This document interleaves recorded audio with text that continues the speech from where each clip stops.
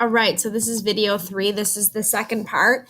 We're looking at test construction and the principles of test construction. So the last video, remember, we talked a little bit about the history of how tests were designed. This one, we're going to talk about how they need to make tests. So in order to make a valid a test, they need to follow these 3 areas. So to be widely accepted, psychologists have a criteria for test construction, for IQ tests, standardized tests, etc. They need to have standardization, reliability, and validity. So standardization, okay? Standardization is defining a meaningful scores by comparing the performance of a pre-tested group. So when you're given a test, people that take tests, you're compared against a sample group, a standardized group, okay? The number of questions you answer correctly on a test means actually nothing unless, okay, you're comparing it to other people.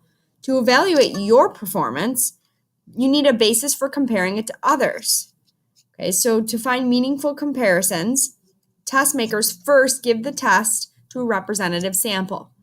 Your score will then be compared to others. So an IQ test, before they gave it to the general public, they gave it to a pre-tested group, which then showed them what an average score would be for most people.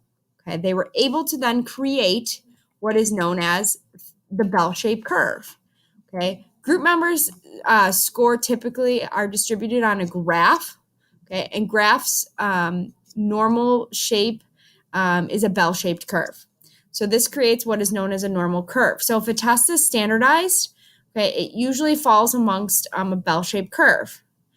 A normal curve is a symmetrical bell-shaped curve that describes the distribution of many physical and psychological attributes. Most scores fall around an average, very similar, okay, and then they slowly start to spread out, and then you have fewer and fewer amongst what is known as the ends or the extremes. Okay, and this is the Wechsler intelligence test. Okay, and we're going to talk a little bit about the numbers in the Wechsler intelligence test. So overall, a normal curve looks like a bell-shaped curve. And we've talked about this with stats. Okay, if you did this with the population of individuals' weight, okay, the norm would be that most people would fall amongst the same weight.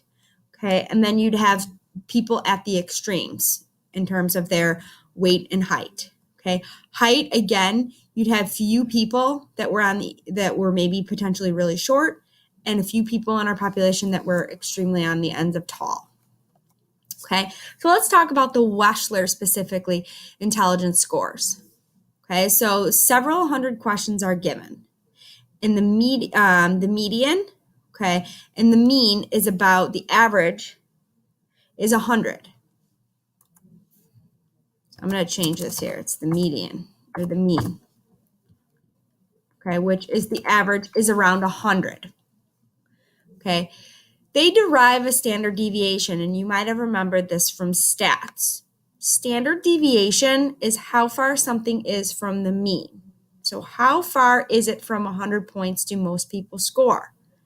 Okay, what they found is 68% of the population falls 1 deviation from the mean, which is about 15 points. Okay, so what they found was if the mean is 100, all right, we have 34% of the population falls above it, and 34% of the population falls below it, totaling 68% are around this mean. All right, then they looked at how many fall between 2 standard deviations, which would be 30 points from the mean, okay, which you have about 95%, okay, which make up between 70 to 130, right? Then you have a very small percentage, 2.5, which is above, okay, 130, and you have 2.5 below 70, right? And we'll talk about these 2 extremes in class. What does it mean to be above 130, and what does it mean to be below 70? But the average population, which is about 95%, okay, is between 70 to 130. Flynn effect. The Flynn effect was founded by James Flynn. Okay, tests are constantly re-standardized, meaning that they're given to new tests are created, given to new samples of people, recreated, and new samples are given to a group of population. What James Flynn found is a research that had he explored IQ tests over the last 90 years, from about 1930 to today, and he saw actually that IQ scores steadily rise over the population. Okay, he saw them in the 1930s. Okay, 1920s, 1930s. The average was around a 75 in terms of intelligence score. And over time, he's witnessing that the average intelligence score, the mean we talked about, is about what we said was about 100. So he noticed a substantial increase in the average scores on intelligence tests, even though they were re-standardized over the years. The reason is really unknown. Okay, maybe it's because of nutrition. Maybe it's because of education. Our school system's better. Maybe because now all of a sudden we have smaller families. Okay, there's less of a disease. There's greater testing. This is an interesting thing that that psychologists are still trying to figure out. It's known as the Flynn effect. So number 2, another part of testing that's really important besides standardization is reliability. Reliability is the extent to which a test yields consistent results as assessed by the consistency of scores on 2 halves of testing or retesting.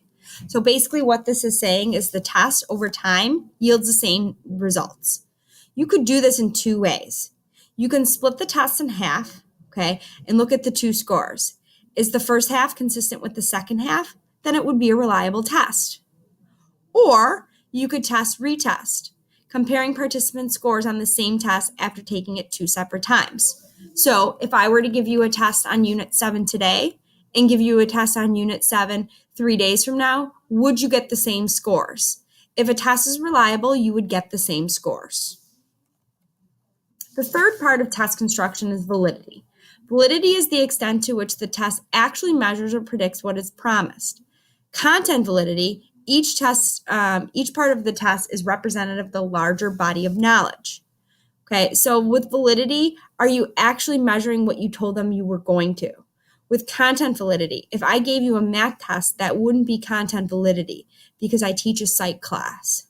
Predictive validity is predicting how well you are going to succeed in the future. The success with which a test predicts the behavior it's designed to.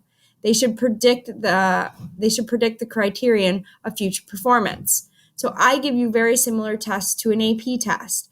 This should then predict how well you'll do on the AP. Okay, the last thing that we're going to talk about is the different types of tests you could have.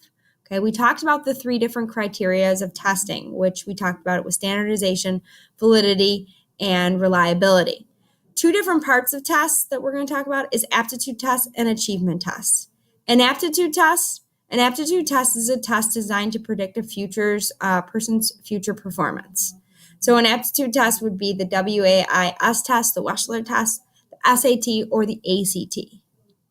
An achievement test is a test used to assess what you actually learn. So unit tests and the AP test. Okay. Achievement test is what you mainly take in school, okay, to predict how much information you've actually gathered. Aptitude tests are trying to predict how well you do on the future. Okay, so those are things like the SAT or the ACT. And that is it in terms of the 3rd session of videos.